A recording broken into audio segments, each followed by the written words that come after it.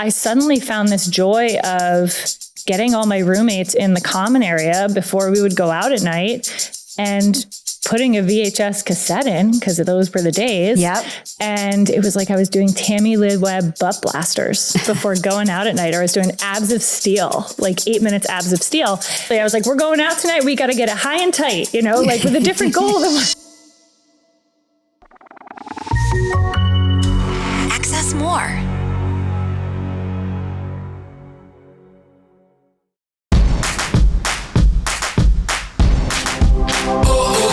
Life is like a roller coaster, but it's so much better when we go through it together. Welcome to season 5 of the Candace Bure podcast. Our theme this season is reset body, mind, and soul.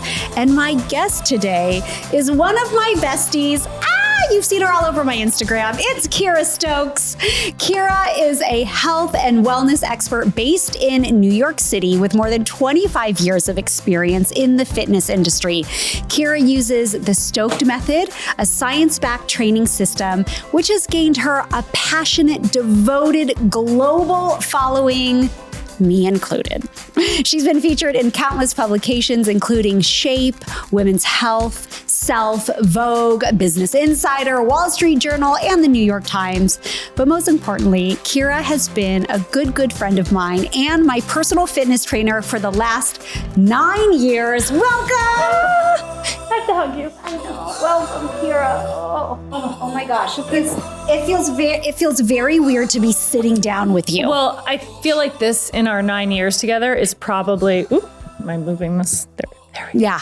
Is probably the first time I've ever, maybe we've gone to dinner, but I think once. I think we've gone to dinner once. Because you were like, you can't even sit while you're eating dinner. You couldn't sit down. And you're like the Energizer bunny and you just keep moving. Yeah. Your energy is incredible and motivating, and not just because of the fitness, but just who you are in your personality. It's just bubbly and positive. And thank you. You just give out this wonderful, beautiful, positive energy. But I also feel that I always say your vibe attracts your tribe, or water seeks its own level. So the energy you put out into the world is the energy that you receive back. Yeah. And that speaks to you as well, because as a trainer, when you meet someone the first time, when you're going to work with them, you have to feel that energy is the right energy between the two of you. Yeah. And I think the minute that you walked into the studio, I'll never forget that moment. Tell everyone how we met. So we met, I think we just... let me start, because I think it started on my side. It did. I was working on The View. Yep. I was with Paula Ferris. We had another fitness trainer that was on The View that Paula had really liked. Yes. But we shot a segment with her, and this trainer's publicist knew you. Yes. And she pulled me over to the side and she said, because at the time we were living in New York, you are New York based. And she said to me, I think you're going to really love a client of mine. I represent Kira Stokes. And I'm like, okay, great. And she said, let me just send you her email, but you should try training with her once, because even knowing you for this day, I feel like you guys are just going to get along. Yeah. So I don't remember if you sent me the email or I sent you one, but we reached out. We reached out somewhere. You sent me, which I will tell everyone. I mean, I grew up, I'm 49, an 80s girl. And so you can imagine, I get this email, and the publicist had told me, she was like, Candace may reach out to you. And having watched Full House my entire youth, I was like, are you real? Oh, if there was anyone I was going to be... Mind you train so many celebrities, so I'm kind of laughing at the fact that you're saying that, but it's just being a child of the 80s. A child of the 80s. And it's also I think most people who are listening to your podcast, get it.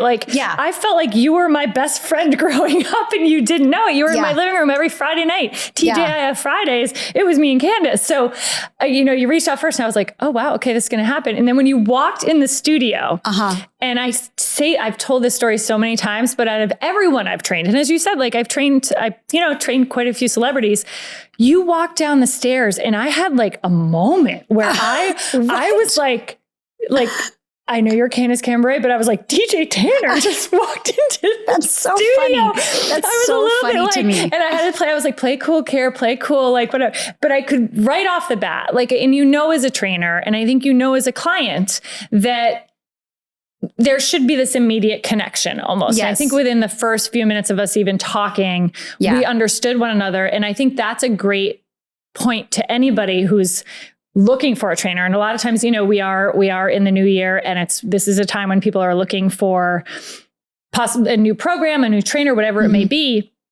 Be really aware of that energy that you're receiving from the person right off the bat, that like, this is your body and you're likely spending some money, right? So you have the right to feel whether that feels good to you, whether the way their immediate coaching style, like how they're speaking to you, they, you know, whether you, some trainers can be more like a drill sergeant, some can be like a big sister. Like I don't respond to negative drill sergeant like energy. So some people are like, come on, you can do it. Get that butt up there and I'm like, oh my gosh, walk, like I about face, I will walk out a door. Yeah. And when someone's like, Positive reinforcement. You know, fitness, fitness can be scary enough on its own, right? Fitness and starting your fitness journey can be intimidating. Yeah. It can be scary. So to then feel like the coach is also compounding or adding on to that kind of fear that you may have your first time in a gym is just, most people don't respond well to that. But there are those people that also, you know, love, enjoy my husband it, and would probably be one of them that wants someone. He doesn't want someone to be like, great job, Val, one last push. Like, that would annoy him. It's like, he's like, it's so like, there's a style, and that's the beautiful thing about this world, right? There's a style for everyone. And there have been times as a trainer too, where I felt like, this just isn't gonna work on my end. Like I can feel it's not right. And we all have a right to make the choice, right? Yeah, it's your personal choice. So, but off the bat, we connected on a level. I don't think I have my best friend, Dillany, who's been my best friend since we were 15 years old. But you were like an instant friend, but instant connection, the two of us. And we just share so many passions and similarities in that way. And then to have a friend that is beyond encouraging, that's what I've realized also as I get older. I don't want to make room for people that don't bring positivity and encouragement to that. And I want to do the same back to them, to pour into, like, how can we make each other better? How can we enrich each other's lives? And I felt like from the very start, we did that for one another. And you certainly from a trainer aspect did that for me, but you helped me find a joy in fitness that I hadn't had before. And I've been working out for a really long time, but I didn't always enjoy it, but I still was committed to it and I did it. Yep. But when I got together with you, and even on your app, Kira, we're going to talk about that later. But I mean, I laugh at your jokes on the app. And even if I've watched that specific routine like 10 times over, I just have done it. I laugh at your jokes every single time. My Kira-isms. I mean, as dorky as they are, it's like, you make fitness fun. They make it fun. And this is about also like, as humans, we need to protect our energy, right? Yeah. And we need to it's like protect and respect your energy. Yeah. And as always, like it's almost innate, right? You can feel whether that energy is correct. And my dorky jokes help. They do. I love them. I love your dad jokes. They are dad jokes. They're such dad jokes, but like who doesn't giggle at those, right? I know. So tell me, have you always been like this? I mean, tell me what the motivation for you or what life event happened that fitness became your life. You know, I feel like I was, and this sounds kind of hokey to say, but I was literally born to do this. I feel like my joy of movement, I've loved movement since I was a child. I mean, if you talk to my parents, they'd be like, she never stopped moving. Like that was just who I am. And if we go way back, you want to go way back to before I even remember, there is like a story that I actually, I've told this once and I'll make it short. But it's really, I didn't think about this until I was I think it was like 5 years ago, to be honest, when I started to really kind of analyze. I got asked this question a lot, like, where did my joy of movement come from? But I was born with hip dysplasia. So I was born with an unformed hip socket. I don't even think you know this story. You don't know this story. Your eyes are like, I know what is happening. So when I was born, and that's a pretty common issue to have, but they usually catch it. So when you're a baby and they like do this test where they pull your two legs, right? And usually if you have hip dysplasia, the baby will cry. They'll know and they'll go, oh, we have a hip issue here. They didn't catch it with me. So I, 6 weeks old, went back to the doctor. My mom was like, something isn't right. She's crying a lot when I try to move her legs, or she's just, I just feel like something's wrong. And the doctor said, I'm so sorry, but I didn't catch this. She has an unformed hip socket.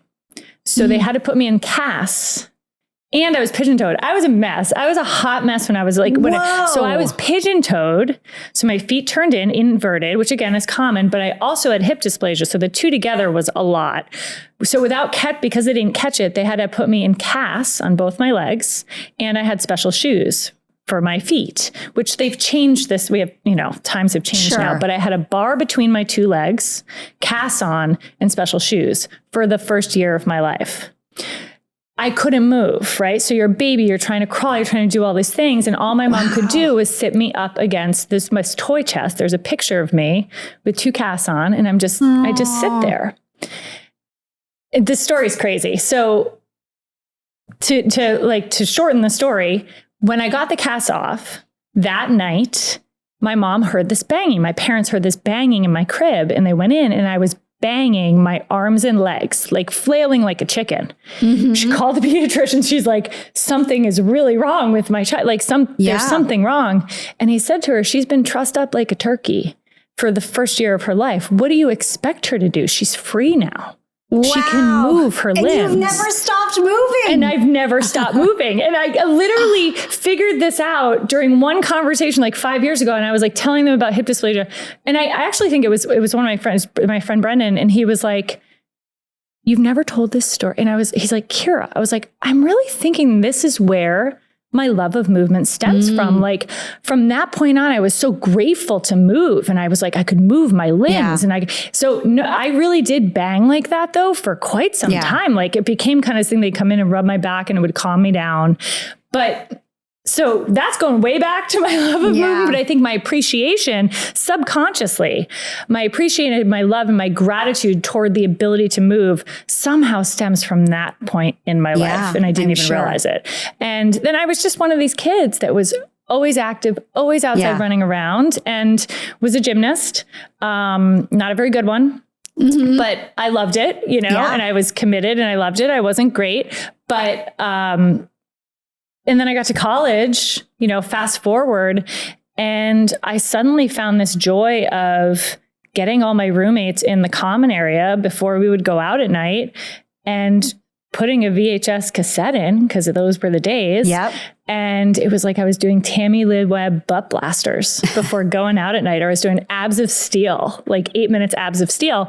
The video was on, but I was in there going like, no. Like, I can say this better to my roommates. They were like, what? So you were teaching classes. So I was teaching classes as a sophomore at Boston College. Like literally, I was like, we're going out tonight. We got to get it high and tight, like with a different goal than when I work out now. But I was like, that was it. Let's get pumped up. So that really started my joy of coaching others and seeing how people respond to it, and realized, while I was at Boston College, I want to somehow turn this into a profession. If you can turn your passion into your profession in some way, shape, or form, like I feel like that's the best way to live life. The best, right? It is such a gift. I know that you have done that as well. And we are so fortunate. Like not everybody has the opportunity to do that. It's actually quite rare. I know. So I think everyone's searching for that. And sometimes it's hard to define what that is. You have to really like step back and figure out what makes you feel really whole, right? And I knew that this would make me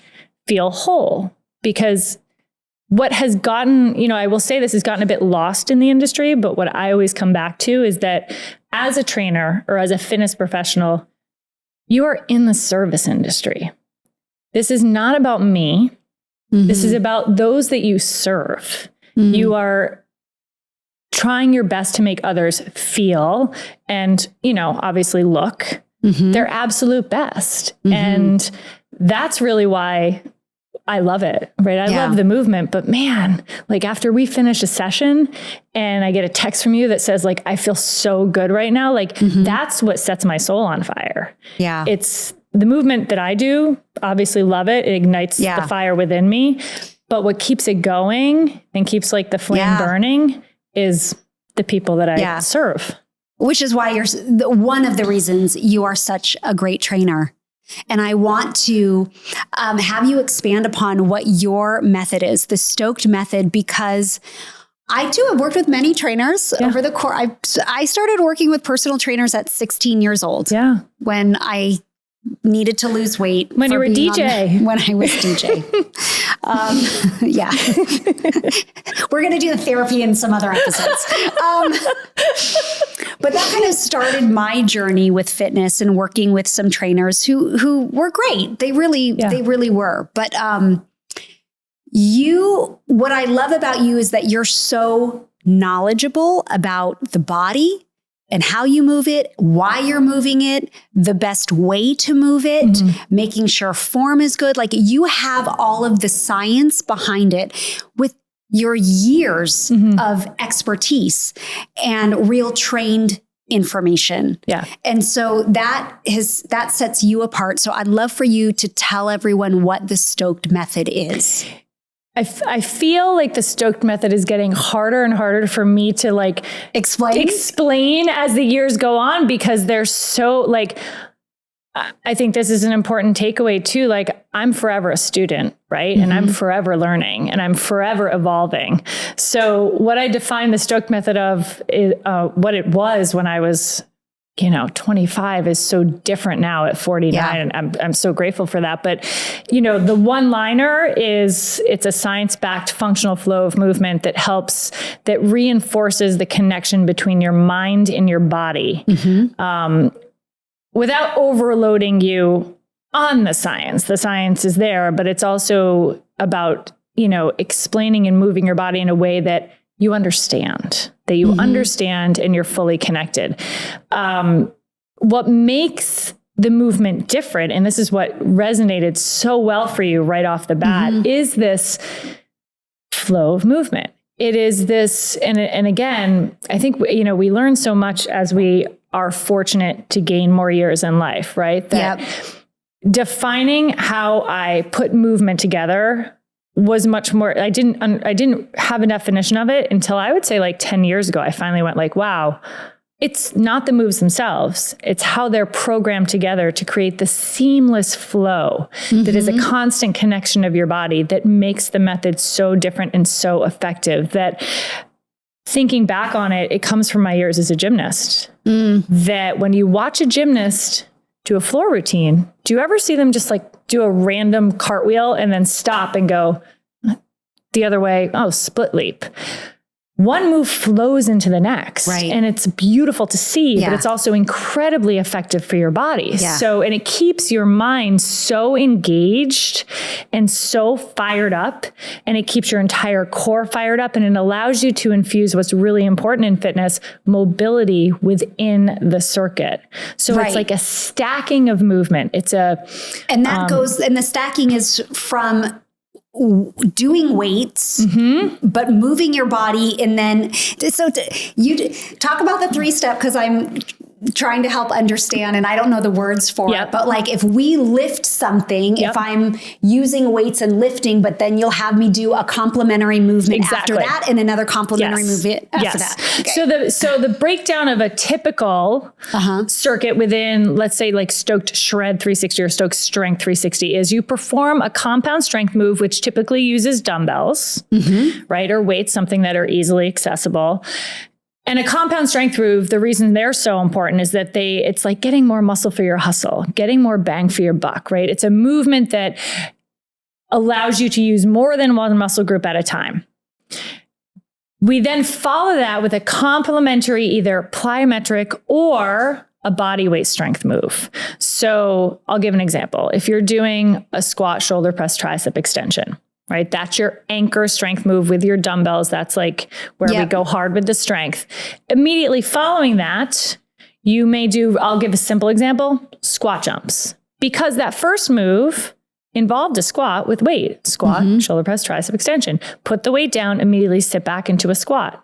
And from there, you perform squat jumps. That's where you get your Stokes style hit in there. That's where you increase your heart rate to a point that is challenging for your body. It's challenging. 80% of your max is where you're trying to get to during that quick interval, right? So you're really being challenged in terms of power. Then you do a cardio core exercise. So you do a walkout to, let's say, a simple mountain climber, right? Which is dynamic core. And then you have that beautiful crouching tiger push-up body weight flow. So there's never a moment within this sequence. The beautiful thing is your heart rate is going up and down. Right? Exactly. We're getting there's a balance through all of it. Balance through all of it. So as you, like, we know you don't love cardio, right? You don't love cardio. She's like, confessions of Candace, right? Doesn't love cardio. I love lifting. So, she loves to feel that strength. I like strength moves. Yeah. Right. You love that. So, and that's the case for the majority of people. Like, most people don't love the cardio, but they love to feel strong, right? So how can we, my thought process when I created an example of this method is, how can we ensure that people are maintaining their cardio fitness and getting better with that, increasing it, while still working on their strength and having fun and making sure it's almost like, I call it your sneaky cardio. Sneaky cardio. That's what Kira invented. It's not so sneaky, Kira, but you get my heart rate up in ways that I'm getting my cardio work in while I'm getting the strength in, and within our circuits that I enjoy. Right. That's the key for me. I enjoy it, because what I don't enjoy in exercise is getting on a treadmill for 30 minutes. Exactly. Or getting on a Stairmaster for 30 minutes. I will still do that at times. And I know you do that. Like, at times it's important, but that I don't enjoy it. Right. So here's something that's important to discuss. So those intervals, what you're essentially getting, as I said, it's like Stokes style hit, right? And we all know that high intensity interval training is, again, another way to get more bang for your buck. You are increasing your heart rate while working on your strength. And the difference between my form of hit and the typical hit that's out there is, with typical hit, you then rest, and you stand and you rest, and you wait 60 seconds before you perform that circuit again. Within the Stoked method, you're flowing, right? So your rest, or active rest, as I call it, will be like that mobility infused moment, right? Where you're doing the walkout and you're doing a rolling wave. So the problem with just stopping, there's so many, like we're all busy, right? So you want to make the most of your time. You want to make sure that every second counts. And when someone will say, well, maybe you're not getting yourself enough recovery if you're doing a movement right after, getting your heart rate, well, you are getting recovery because it's properly programmed to be a flow, as I said, which is a way that, like, you feel your heart rate come back down, right? After we do a movement that, you're like, oh, okay, now I can make it through this because I'm allowing my heart rate to come down, but I'm keeping my mind and my body still connected. Yeah. And what's challenging for most people is staying in the moment, right? Staying in the game, not allowing their mind to wander, not allowing those moments of overthinking what's happening next. The method doesn't let you do that. It keeps you going and keeps you so dead centered on the movement. So how about the people that are listening that are like, you guys are talking over my heads because I don't exercise at all. I haven't had an interest in it. Or, maybe I've had some physical injuries. I'd like to exercise more. I'd like to start, but I've never done that. Where do you tell people to start their fitness journey? So the beautiful thing about fitness is that it's really not, I know it seems complicated and overwhelming for most people, but starting out, it really shouldn't be.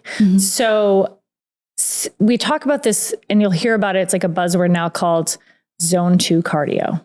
Okay. That's not a buzzword for me. I've never heard of that. Okay. So zone 2 cardio. Okay. you do it and you don't even realize it. Okay, because they gave it a name and nobody told me what the name is. They gave it a name, and this is what happens, right? All of a sudden it becomes a popular thing. And when we really break it down, it's like, well, we've actually been doing this forever. It just now has a name. Okay. So zone 2 cardio is considered cardiovascular work where you are able to maintain a full conversation.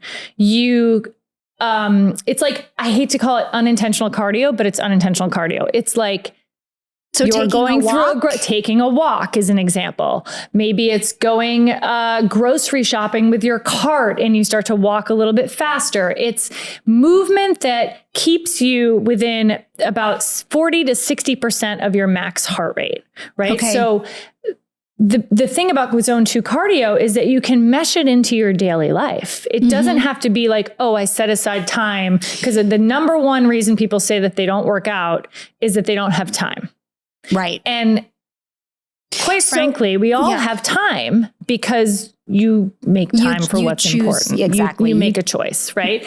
And so zone 2 cardio is a fantastic way to get your body moving, right? Without feeling like you're intentionally working out or that you're like, oh, I got to do my workout now. A good example of that is, instead of always meeting my girlfriends for lunch or breakfast, I say, let's meet for a walk. Exactly. Because we really just want to talk. Exactly. So instead, we'll get on the path and we'll do we're not jogging, we're not running, we're just going for a brisk walk, but we're still able to talk and have a conversation. That would be zone 2 cardio. Or even like, most often too, when you get on an elliptical, for example, you're doing zone 2 cardio. It's very rare that you get on an elliptical and you're getting your heart rate up to 80% of your max, unless you're next to someone and they're booking it on an elliptical. But typically it's just moving your body and getting your heart rate up, but not over challenging your heart rate.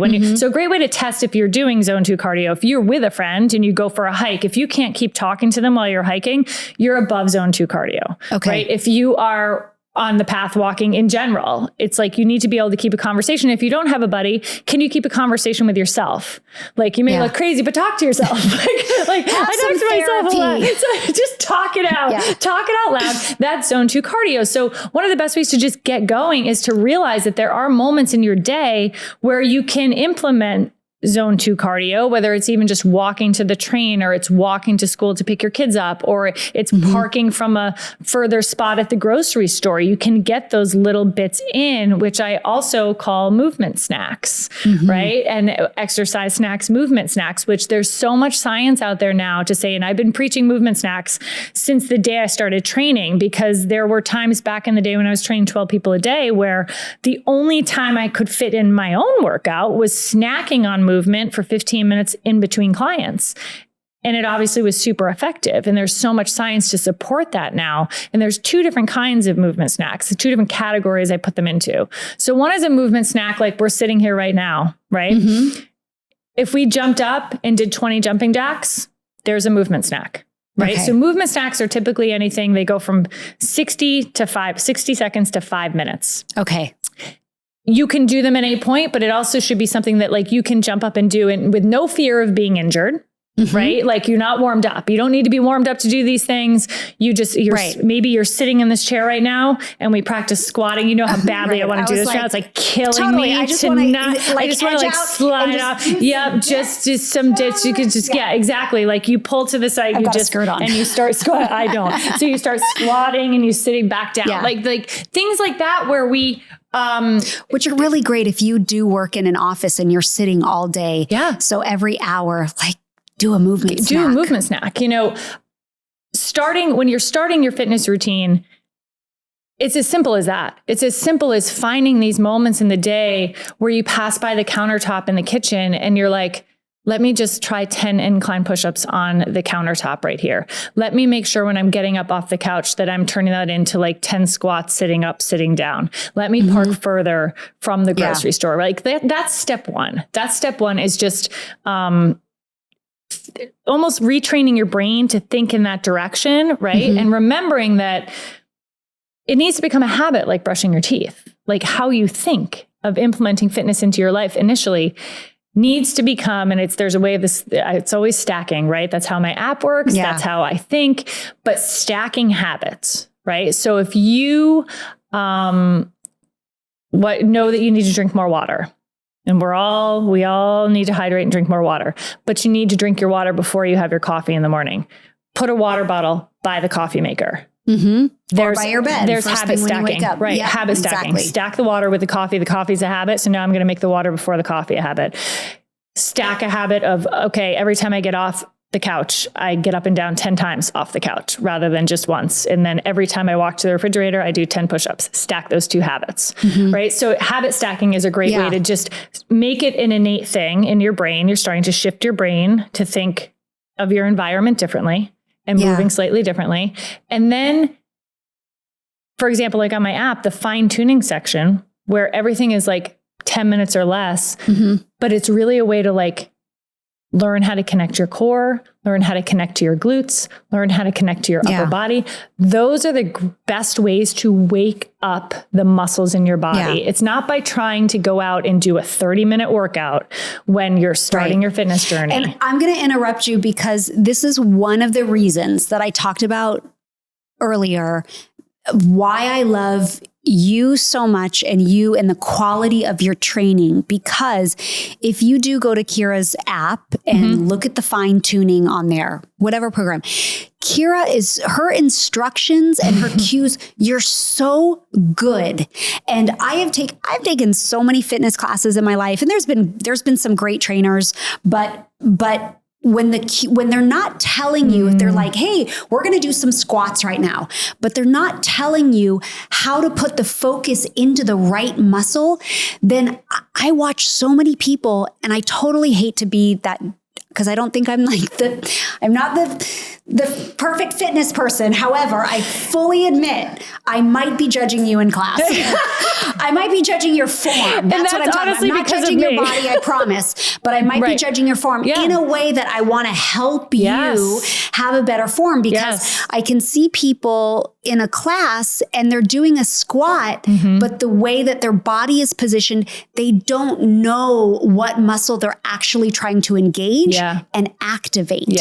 And what you are so amazing at is telling people that throughout the work in the program constantly. So even someone who I've been working with you for 9 years, and I know the majority of your moves and what we're going to do. I mean, I can preemptively read my mind, like exactly what I'm going to go into because of the flow of your movements. Basically, Candace should be a trainer.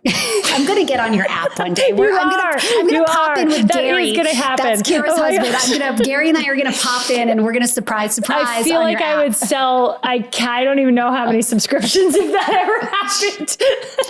well, but yes, but that's what you talk about so well. And I find that a lot of other trainers miss in that department. And so you could be doing all of this exercise. You could be working out an hour a day, but if you don't actually know that when you lift that dumbbell to engage your bicep or your tricep or your trap, whatever muscle you're focusing on, and you're just kind of flailing your arms, you could do it for an hour all day long, but you're actually not going to make changes. I feel like it is my crusade in life to talk about form and to just make that. It's of the utmost importance. And especially like when you're starting your fitness journey, oh my goodness. Like if you don't need to be told what to do. You need to be taught what to do in a way that is also not, as we've said, like not intimidating and not, listen, I know all the science in the world, but what's going to make you remember to engage your glutes when you squat? It's when I say, or when you're doing a deadlift, to engage your glutes. It's not me saying, focus on your glute medius and squeeze your glute max. Like that doesn't mean anything to anyone. But what it does is like finding a way, that's relatable to say it, like squeeze your butt cheeks like you have a check for $1 million in between them and you have to hold it there. That is the best line ever. And every time I squat, that's what I think of. I got a check for $1 million. I'm hanging on to it. Yeah, like you want to. And I always say, if you don't squeeze, if you drop it, I'm going to make that money. I'm going to take that money. Like it's so dorky. But then you don't when do you not think about that now? When you squat a deadlift, it's training the brain. It's it really helps you put the focus and put the focus in that muscle that you are working on. So I always say I'm a teacher, not a teller or a yeller.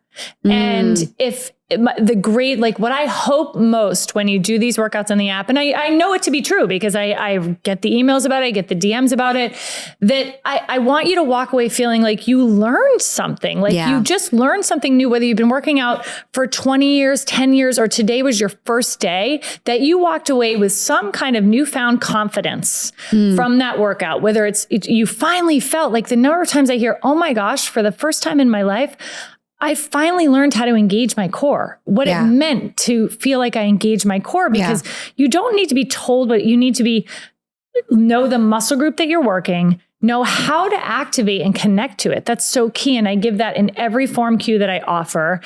The why behind why you're working it, because you might go well, why do I need to straighten my arm completely when I'm doing triceps? And it's I sneak that in there, teaching you if you don't fully contract your tricep unless you completely straighten your arm, because so many people are just ending a contraction with their elbows slightly bent and going, why can't I get triceps? Why don't I? Well, you've never really been taught the reason and the why behind it. And it's so key to whether you're, as I said, just starting your fitness journey or you're on to make that connection every single time. Do you think that fitness training in the style in which you train should change with age? So here's what I say. It should evolve with age. Okay. I like that. So when you say change, that means we've got to revamp, with every year it goes on. Change to me is it's too big a word. Evolve means we make slight tweaks to the programming and what our focus is within the programming as we age. Listen, it is a gift to age. I say this all the time. No one says it's easy, right? We say aging is not for the faint of heart, right? There are things in it, but we all have. It's such a gift. Yes. So looking at your body, understanding your body, and giving yourself grace as you age is really, really important. So, in your 20s, again, I don't want to get into science about it, but you can know and feel how your body's changing from your 20s, your 30s, your 40s, your 50s, your 60s. Yeah. When you get into your 40s, we're both in our 40s, you start to go oh, I feel stiff. There's areas that feel stiff. I wake up and my knees are stiff. Right. You're stiff. I walk down the stairs. I'm my ankles, what's going on with my ankles? Right. So this is our body telling us that it's almost like an alarm going off saying well, what needs to shift in the body? So what has become really popular, we hear a lot about it over the years, but mobility, right? Mobility is something that if you hate to say if I could go back and do anything different, but truthfully, if I could go back and do anything different, I would have focused more on mobility throughout my 30s to get into my 40s, because whatever decade you're in is setting you up for the next decade. We need to remember that, right? Yeah. So that's to say oh my gosh, so in my 20s, I've got to literally focus on it. I've got to do mobility and strength and cardio and HIIT and this. It's not necessarily, right? You do need a little bit of everything, but you need to remember that there's always going to be something that needs to shift a little bit. So in your 20s, you're focusing on hypertrophy, which is in a non-science term is just about building muscle size, right? And that shouldn't scare people. When you say, oh, I don't want to be too big, you're not going to get too big. It's not going to happen. You're not going to bulk up. We need to debunk that myth. Yeah. It doesn't happen. Women do not have enough of the hormones in their body necessary to build that kind of muscle. We all have, as I like to say, a canvas that we're working with, right? And everyone's canvas is different and everybody's body is completely different. And some people genetically are built a different way, but you do the best you can with the canvas that you're given. This is why we don't compare ourselves to other people, right? Yep. You've got to, it's as challenging as it may be for everyone. You have to embrace the body that you were given. You're given one vessel. Yes. And you need to take care of that one vessel as best you possibly can. Right. So in your 20s, you're focusing more on, functional training, really, hopefully in the early 20s. So everybody's listening to this, again, that's where I see younger people squatting or deadlifting in their form, man, like if you don't set your form right in those early times when you're starting to work out, if you don't know the form properly, it's going to follow you years down the road. So it's really important to focus on learning, right? At all decades. But if you're just starting in your 20s, learn how to properly perform. But you can still learn if you're starting from scratch in your 50s or your 60s. Absolutely. The way things start to change, and I'm speaking again, mostly to women. I mean, this is true for men too. Like I tell Gary this all the time, but as we age as women, right, when we get into starting at 30, if you're not implementing strength training into your routine, you lose between 3 and 8% of your muscle mass per decade. Not saying it should scare you, but I mean, that is significant. That is significant. So when I say like, you know, the greatest weapon or defense you have against aging is muscle.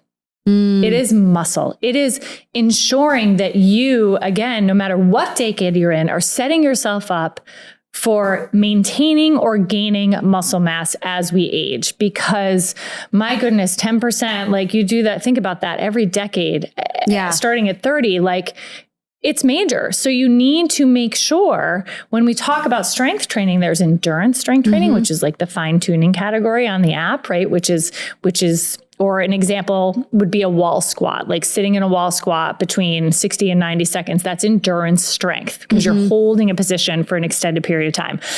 In fine tuning, when we're doing upper body 3-pound dumbbells and you're going for time versus reps, that's an example of endurance strength fine tuning.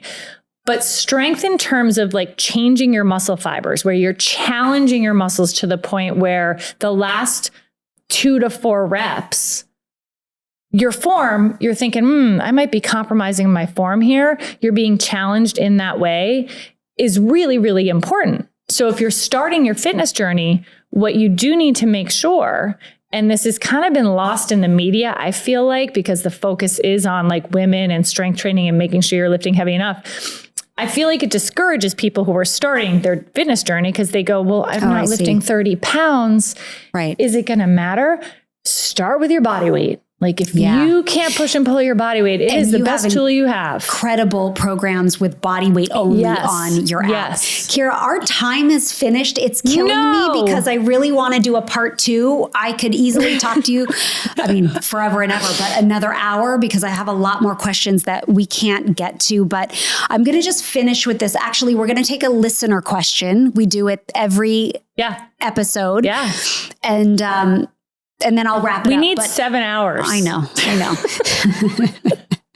Okay. This listener question is from Sarah. And she asks, I'm pregnant for the first time. Well, congratulations, Sarah. I hear so much conflicting advice about exercise and pregnancy. I want to stay fit, but I don't want to hurt my baby. Do you have any advice for me? Oh gosh, this is a 3-hour episode in and of itself. Oh no, you have like 30 seconds. 30 seconds. Number one, obviously you have to check with your doctor, right? Everyone's journey, every pre-postnatal journey is so different, right? So that's number one. But we are not a delicate flower as females. We are strong. You are able to continue, and you should, for the health of your baby, continue working out throughout your pregnancy. There are slight changes that you need to make throughout your first, second, third trimester, obviously, but there's I know the information out there, it is so in 30 seconds, man, it's so tough to answer. But the biggest takeaway I can give you is the best thing you can do for yourself and the baby is to continue with your fitness routine. Don't start anything new is what I would say. I'm not a doctor. However, I know that if you don't exercise regularly, now when you're pregnant would not be the time to start. Oh, I'm going to start going to the gym and doing all this stuff I've never done before. Right. You don't want to start anything new, but depending on what you're currently doing, you can continue doing all of that with slight modifications where obviously like if you're doing planks, we need to modify those as time goes on, but you can still do core work when you're pregnant. It's just not traditional. We're not doing crunches, which there's so many other amazing exercises for your core that far trump, doing crunches, but bird dogs, dead bugs, like there, you can continue. And here's the thing for pelvic floor strength, which is so important through pregnancy and postpartum, you need to continue working out. You need to do your bridges. You need to do your squats. You need to learn how to breathe properly so that you can try to eliminate any risk of diastasis recti. Like there, yes. Yeah. But the broad answer is absolutely continue working out and stay challenged. There's a way to stay challenged and to do it properly. Thanks for your question, Sarah. Thanks, Sarah. Congratulations on your pregnancy. It's so great. Kira, I really would like a part 2. So I'm going to be asking you to come back on the podcast. I mean, or maybe we have to just Instagram live. Is that a question that I would come back? I also want to encourage everyone. You can find out so much information about Kira. If you're in New York, you could actually maybe even train with her. I mean, Kira trains, she does have a celebrity clientele, but you also train women, moms, everyone like in the park, in the whatever, like you are just the real deal, salt of the earth, a person who loves fitness and wants to help better everyone in their fitness journey in life. And Kira has an app. I've been using the app since it launched. Yeah. 5 years. 5 years. And it's incredible. And it's KiraStokesFit.com. Kira Stokes Fit. Yeah. Well, Kira Stokes, the app is Kira Stokes Fit. Okay. Yes. And KiraStokes.com is my website. Okay. And the products. Perfect. We'll put so if there are any products, she does have them. You can get them on the site, and they're all like pretty travel friendly too. There's a lot of them because I have everything. I use everything. I love it, but it'll all be linked in the show notes. And I also have something very special for you to kick off 2024. It's my reset guide, and it has tips and quotes from all of our guests this season. And you can go to Candace.com to find the link, and it will all be in our show notes. So Kira, thank you so much. Wait, can I say one more thing? Okay, here's the last thing I want everybody to remember this year. Okay. It's a simple thing that I want everybody to do as an exercise. Replace the statement of, I can't do that with, I can't do that yet. I like that. Add a yet to the end of the sentence because anything is possible and we can do hard things. I can't do 10 pull-ups yet. I'm working on it. I'm at a couple. Okay. We'll take it. Join me next week to hear all about nutrition with my friends Mel and Mel. Until next time, be grateful all day, every day. This has been a Candace Cameron Bure podcast, a production of Candy Rock Entertainment. Some of the products and services mentioned are paid promotions. Any advice should be confirmed with a qualified professional. Opinions and ideas are for entertainment purposes only and belong to Candy Rock Entertainment. All rights reserved.